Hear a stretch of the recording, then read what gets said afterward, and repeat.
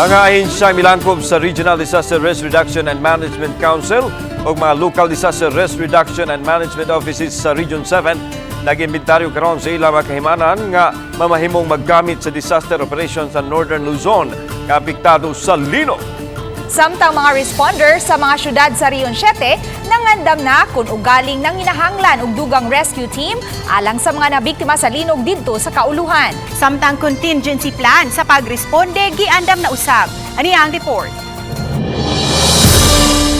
Nagtapo kagahapon sa Danau City ang mga responders sa mga dakbayan sa Region 7 alang sa Intercity DRR Rescue Challenge 2022 dihang gitayog sa linog ang Northern Luzon. Busa may pahigayon dayon og tigom ang RDRRMC aron kapangandaman kun ugaling manginahanglan og dugang responders ang Northern Luzon. Gipasabot ni Engineer Rafael Luce, Civil Defense Officer 2, nga anaay contingency plan ang NDRRMC kun adunay mga dagkong kalamidad sama sa linog. Ug aron hanay ang sistema sa pagresponde, nagpatuman sila og twinning concept diin ang matag rehiyon adunay i-assign isip first wave of responder, second wave of responder ug third wave of responder. Since the location of the incident is in Luzon and we're in Visayas, ang Region 7 comprises as the second wave. So unless nga mag-ask sila o kanang additional assistance, we can respond. Dugang ni Luce nga samtang padayon ng ilang monitoring sa development sa rapid damage assessment nga gihimo sa Office of the Civil Defense sa Cordillera Region, gitahasan usab niini ang tanang mga RDRRMC member agencies ug Local Disaster Risk Reduction and Management Office sa pagsumiter og listahan sa mga resources nga andam niining ipagamit sa Northern Luzon.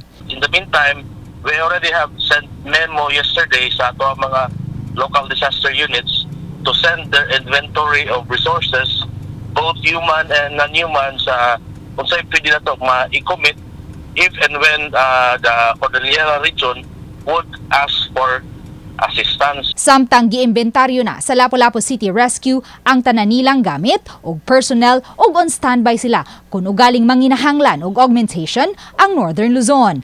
Padayon karong gi-assess ang financial capacity sa dakbayan kay padayon pang mibangon gikan sa bagyong Odette. Sa silingang lalawigan sa Bohol, giandam na usab nila ang ilang search, rescue and retrieval team nga ipada sa Abra.